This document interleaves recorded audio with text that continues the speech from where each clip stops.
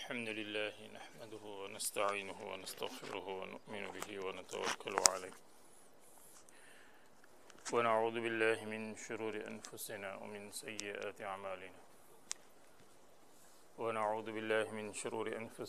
سيئات أعمالنا من يهده الله فلا مضل له ومن يضلله فلا هادي له ونشهد أن سيدنا مولانا محمدا عبده ورسوله صلی اللہ علیہ وسلم تسلیما کثیرا کثیرا اما بعد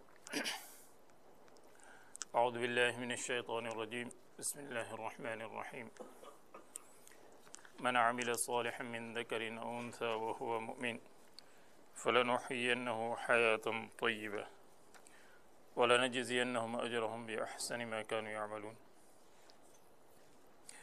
وعن ابی ہریرہ رضی اللہ تعالی عنہ قال كان رجلان من بلي أسلم عليه صلى الله عليه وسلم فاستشهد أحدهما وأخر الآخر سنة.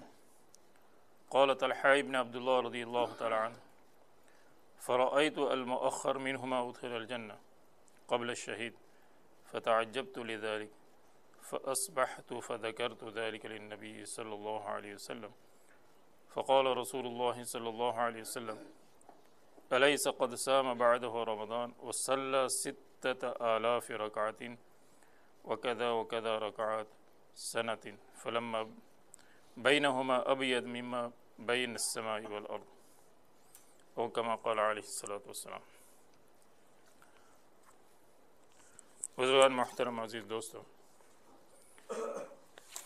جیسا کہ گزشتہ ہفتے میں نے ذکر کیا تھا کہ یکم محرم الحرام یہ حضرت عمر رضی اللہ تعالی عنہ کی شہادت کا دن ہے، اور جہاں تک عاشوراء کے دن کی فضیلت ہے، یہ اللہ تبارک و تعالی نے ابتدائی آفرینش سے یعنی ابتدائی سے عاشوراء کی فضیلت ہے. البتہ اس میں چند واقعات اور بھی پیش آئے. جہاں تک حضرت امام حسین رضی اللہ تعالیٰ عنہ کی شہادت کا واقعہ ہے، وہ تو سن ہجری 61 کے اندر آفٹر 61 یہ پیش آیا تھا.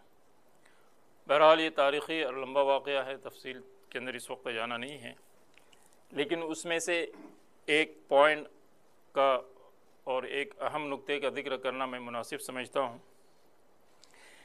کہ حضرت امام حسین رضی اللہ تعالی عنہ جس وقت میدان کے اندر تھے اور جانبین سے جب حملہ ہو رہا تھا تو نماز کا وقت ہو گیا،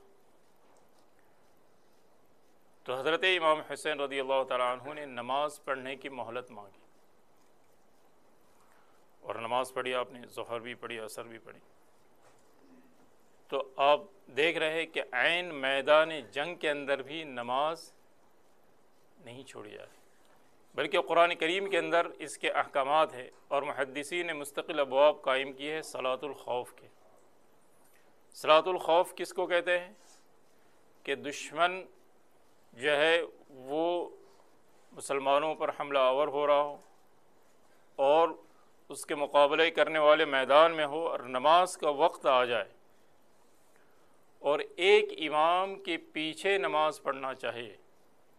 چونکہ آپ صلی اللہ علیہ وسلم تو امام الانبیاء تھے، اور صحابہ آپ کی موجودگی میں کسی کے پیچھے نماز پڑھنا پسند نہیں کرتے تھے اور نہ پڑھ سکتے تھے. تو اس وقت آپ صلی اللہ علیہ وسلم نے میدان کے اندر جہاں جب مواقع پیش آئے تو اس میں اس کا ذکر ہے. سورہ نساء کی آیت نمبر 102 102 کے اندر اس کا ذکر ہے، وَإِذَا كُنْتَ فِيهِمْ فَأَقَمْتَ لَهُمُ الصَّلَاةَ فَلْتَقُمْ طَائِفَةٌ مِّنْهُمْ مَعَكَ وَلْيَأْخُذُوا أَسْلِحَتَهُمْ فَإِذَا سَجَدُوا فَلْيَكُونُوا مِنْ وَرَائِكُمْ وَلْتَأْتِ طَائِفَةٌ أُخْرَى لَمْ يُصَلُّوا فَلْيُصَلُّوا مَعَكَ وَلْيَأْخُذُوا حِذْرَهُمْ وَأَسْلِحَتَهُمْ وَدَّ الَّذِينَ كَفَرُوا لَوْ تَغْفُلُونَ عَنْ أَسْلِحَتِكُمْ وَأَمْتِعَتِكُمْ فَيَمِيلُونَ عَلَيْكُمْ مَيْلَةً وَاحِدَةً. تو اس میں اس کا ذکر کیا گیا ہے کہ آپ صلی اللہ علیہ وسلم کے پیچھے آپ موجود ہو اور آپ کے پیچھے لوگ نماز پڑھنا چاہے تو ایک جماعت آپ کے پیچھے ایک رکعت نماز پڑھے، اور پھر وہ نماز پڑھ کر جو ہے وہ دشمنوں کے مقابلے میں چلی جائے، اور جو دشمن کے مقابلے میں تھے وہ آ کر آپ صلی اللہ علیہ وسلم کے پیچھے نماز پڑھے. اس کے مختلف طریقے بتائے گئے، تو مجھے جو ہے یہ بتانا ہے کہ عین جنگ کے اندر جب دشمن آپ کے جان پر حملہ کر رہے ہو اس وقت بھی نماز نہیں چھوڑنا چاہیے، اور وہ بھی با جماعت نہیں چھوڑنا چاہیے۔ بہت زیادہ ہو تو پھر گنجائش دی ہے کہ جس حال میں ہو، جس پوزیشن میں ہو، پھر اس کے بعد آپ نماز پڑھو، تو اللہ تعالیٰ بہتر جانتا ہے۔ میرے دوستو، اللہ تعالیٰ نے ہمیں امن میں رکھا ہے، اطمینان میں رکھا ہے، اور اس کے باوجود اگر نماز میں کوتاہی ہو رہی ہے تو پھر اللہ کی مدد کیسے آئے گی؟ پوری دنیا میں ہم دیکھ رہے ہیں کہ جہاں جاؤ کوئی نہ کوئی آفت آسمانی ہے، زمینی ہے، طوفانی ہے، سیلابی ہے، کوئی نہ کوئی چیز آ رہی۔ تو کبھی ہم نے اس پر غور نہیں کیا کہ بھی کیوں آ رہی ہے؟ ظاہر ہے کہ یہ اپنے اعمال ہیں۔ میں نے جو آیت شریفہ تلاوت کی ہے، جو 14 سپارے کے اندر اللہ رب العزت جس میں فرما رہے ہیں من عمل صالحا من ذکر او انثی وهو مؤمن، جو شخص بھی نیک عمل کرے ایمان کی حالت میں، چاہے مرد ہو چاہے عورت، فلنحینہ حیاتا طیبہ، ہم اس کو حیات طیبہ عطا فرمائیں گے، پاکیزہ زندگی عطا فرمائیں گے، اطمینان والی زندگی عطا فرمائیں گے، peace of the mind and peace of the heart. اب جس کے پاس آپ چلے جاؤ تو ڈیپریشن، یہ پتہ نہیں یہ ڈیپریشن تو ابھی نکلے یہ الفاظ، پہلے تو اس کا وجود ہی نہیں تھا، اس لیے کہ جب پرابلم بڑھیں گے تو اس کے نام بھی تو الگ الگ نکلیں گے۔ تو یہ ڈیپریشن کہاں سے آ رہا ہے؟ یہ وہی ڈیپریشن ری ایکشن ہے جو ہمارے اعمال ہے۔ اعمالکم امالکم، تمہارے اعمال حاکموں کی شکل کے اندر بھی تبدیل ہوتے ہیں، حالات کی شکل کے اندر بھی جو تبدیل اور چینج ہوتے رہتے ہیں۔ تو میرے دوستو، فَلَنُحْيِيَنَّهُ حَيَاتًا طَيِّبَةً، ایمان اور اعمال صالحہ پر حیات طیبہ کا وعدہ ہے، اور آخرت میں فرما رہے وَلَنَجْزِيَنَّهُمْ أَجْرَهُمْ بِأَحْسَنِ مَا كَانُوا يَعْمَلُونَ، ہم ضرور بھی ضرور اس کا بہتر بدلہ عطا فرمائیں گے جو وہ دنیا میں کر رہے تھے۔ دنیا میں اللہ تعالیٰ اعمال صالحہ کی برکتیں عطا فرماتے ہیں، اور آخرت میں اس کا بدلہ ہوگا، مالک یوم الدین، جو روز جزا کا مالک ہے، تو بدلہ تو آخرت میں ہوگا، یہاں اس کا پورا بدلہ نہیں مل سکتا ہے۔ تو بہرحال تو حضرت عمر رضی اللہ تعالیٰ عنہ کی شہادت اور واقعہ اس کا جو ہے آپ کے سامنے موجود ہے۔ ابو لولو مجوسی نے جب آپ پر وار اور زخم کر دیا تو آپ کے جسم سے خون بہہ رہا تھا، اور جس وقت آپ کو ہوش آتا یا صحابہ فرماتے کہ نماز کا وقت، تو فرماتے ہاں نماز، جو شخص نماز نہ پڑھے اس کا دین میں کوئی حصہ نہیں۔ حضرت امام حسین رضی اللہ تعالیٰ عنہ میدان جنگ میں ہیں، عین جو ہے وہ دشمن حملہ کر رہے، لیکن نماز کو اس حال میں بھی نہیں چھوڑا، اور نہ اس کا چھوڑنے کا حکم ہے۔ تو یہ اہم اور جس کی طرف سے جو ہے کوتاہی اور غفلت جو ہے ہو رہی ہے، اللہ تعالیٰ اس کی سمجھ عطا فرمائے۔ حدیث پاک میں فرمایا جب بچہ 7 سال کا ہو جائے تو اس کو نماز کی تاکید کرو، 10 سال کا ہو جائے نماز نہ پڑھنے پر اس کی تنبیہ کرو، تاکہ ابھی سے اس کی جو ہے وہ عادی بن جائے، اس کی عادت بن جائے۔ اور جناب نبی کریم صلی اللہ علیہ وسلم جس وقت آخری الفاظ آپ کے زبان پر جاری تھے تو الصلاۃ، نماز کا اہتمام کرو اور اپنے ماتحتوں کے ساتھ اچھا سلوک کرو۔ جب تک امت نماز پر نہیں آئے گی، دین کے اور احکامات پر کہاں سے آ سکتی ہے؟ دین کے اور شعبوں پر کہاں سے آ سکتی ہے؟ اور جیسے ایک تو یہ نماز کا پڑھنا اور ایک نماز کو اچھی طرح سے پڑھنا، یہ دونوں چیزیں جو ہے وہ الگ الگ چیزیں ہیں۔ تو نماز پڑھنے کی بھی چیز ہے اور نماز سیکھنے کی بھی چیز ہے۔ قد افلح المؤمنون الذین هم فی صلاتهم خاشعون، اور دنیا اور آخرت کا جو مسئلہ ہے وہ نماز سے حل ہوگا۔ سورہ بقرہ میں اللہ رب العزت کا ارشاد ہے یا ایھا الذین آمنوا استعینوا بالصبر والصلاۃ، اے ایمان والو مدد حاصل کرو نماز اور صبر کے ذریعے سے. نماز کے ذریعے سے کوئی پرابلم آ جائے تو کیا کرنا ہے؟ صلاۃ الحاجت پڑھنا ہے. سورج گہن ہو جائے تو سورج گہن کی نماز ہے. چاند گہن ہو جائے تو چاند گہن کی نماز ہو جائے. اور اسی طریقے سے بارش نہیں ہو رہی ہے تو صلاۃ الاستسقاء کی نماز ہے.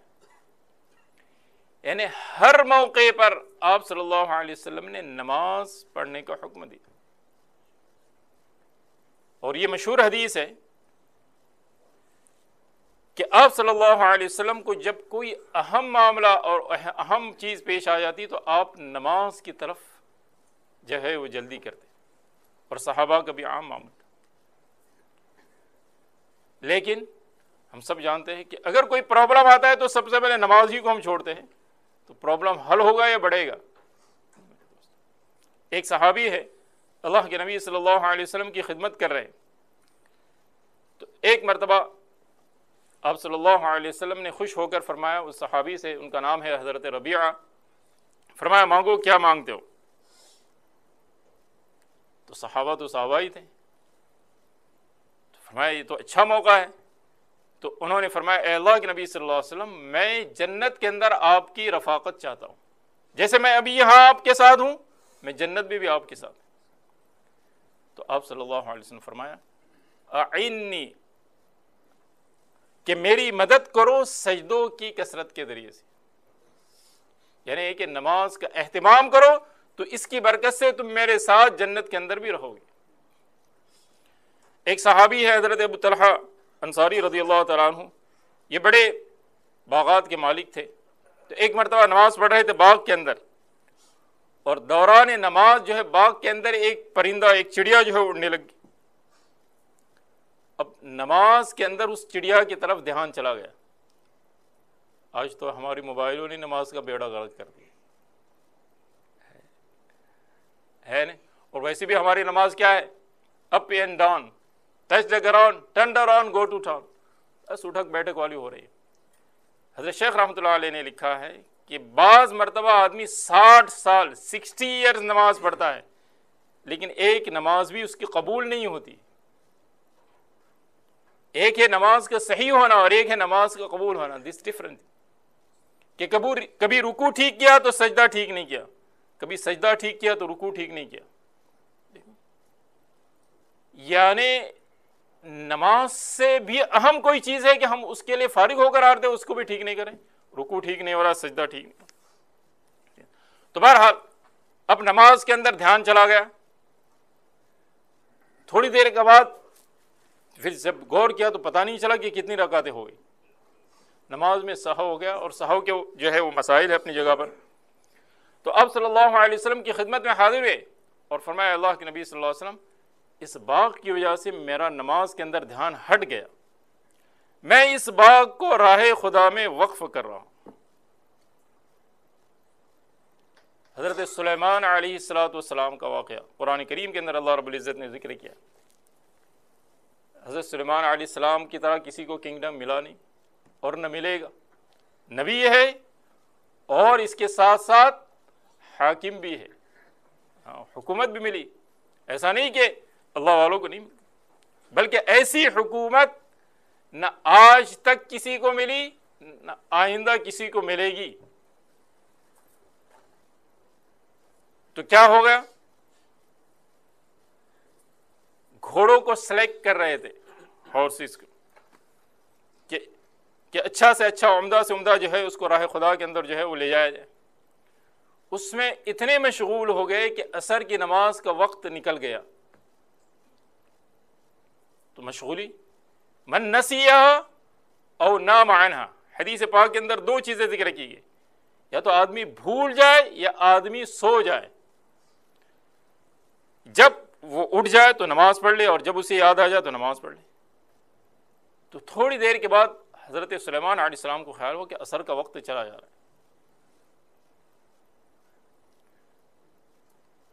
تو حضرت سلیمان علیہ السلام نے فرمایا ردوہا علی، کہ مجھے اس کو لوٹاؤ. ہاں، اب اس میں مفسرین نے جو ہے قرآن کریم کے جو الفاظ ہوتے ہیں وہ ذو معنی ہوتے ہیں. تو مفسرین نے دو تفسیریں کی. ایک تفسیر ہے کہ سورج کو لوٹاؤ، لیکن دوسری جو راجح تفسیر ہے وہ یہ ہے کہ ان گھوڑوں کو واپس میرے پاس لے آؤ. فطفق مسحا بالسوق والاعناق، تو ان کے کونچوں کو اور ان کی گردنوں کو جو ہے وہ کاٹ دیا. اس لیے کہ جو چیز اللہ کی یاد سے غافل کر دے وہ اس لائق نہیں کہ اس کو رکھا جائے.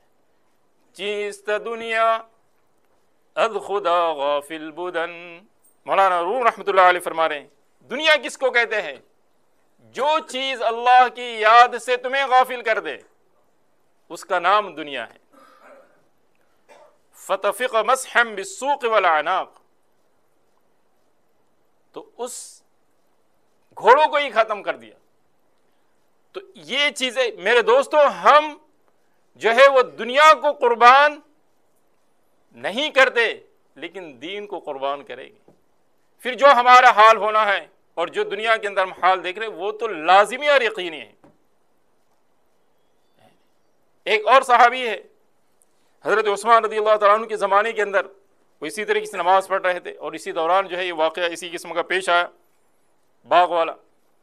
تو حضرت عثمان رضی اللہ تعالیٰ عنہ کی خدمت میں حاضر ہوئے، فرمایا اس باغ کو راہ خدا میں وقف کرو. اور لکھا ہے کہ اس کی ویلیو اور اس کی قیمت 50,000 تھی اس وقت. تو ایک نماز کی قیمت اور ویلیو کتنی ہے میرے دوستوں؟ دنیا قربان کی جا سکتی ہے لیکن اللہ کے حکم کو قربان نہیں کیا جا سکتا. ایک بہت بڑے عالم دین اور پائس، ان کا مقولہ ہے، فرماتے ہیں قرآن کریم کے اندر 700 جگہوں پر نماز کا ذکر ہے، 700 جگہوں پر. تو جو بندہ نماز کو چھوڑ دیتا ہے گویا وہ عملی اور پریکٹیکلی طور پر 700 آیتوں کا انکار کر رہا ہے.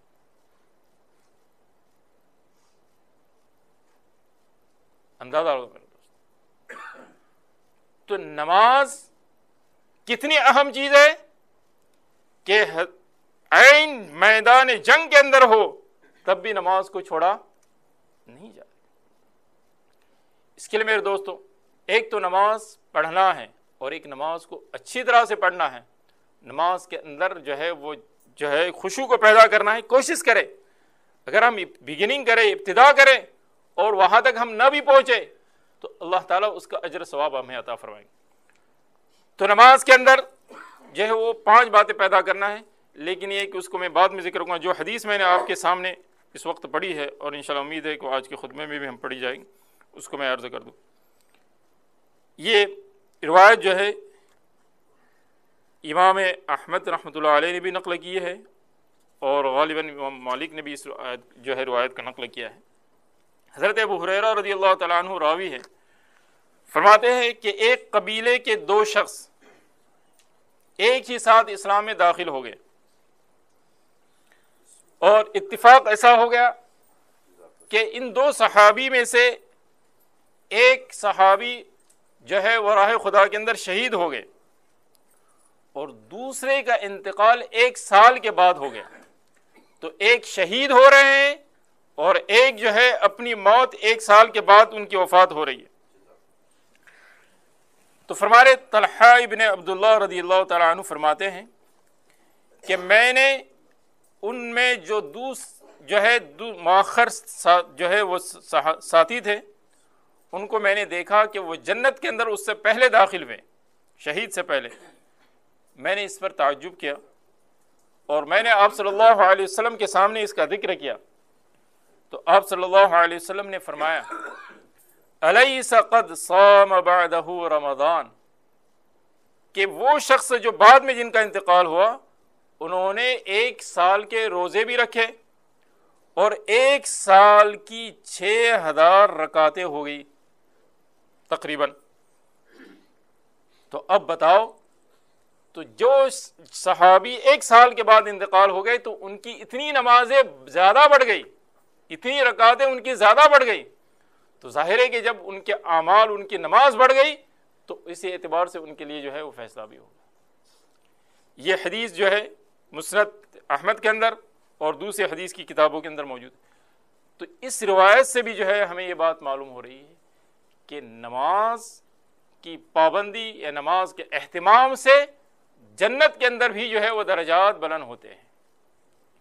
اس لیے میرے دوستو، معمولی عذر سے، معمولی بہانوں سے نمازوں کو چھوڑنا، نمازوں کو قضا کرنا، یا 2 نمازیں یا 4 نمازیں اکٹھی پڑھنا، تو یہ ایمان کی کمزوری کی علامت ہے۔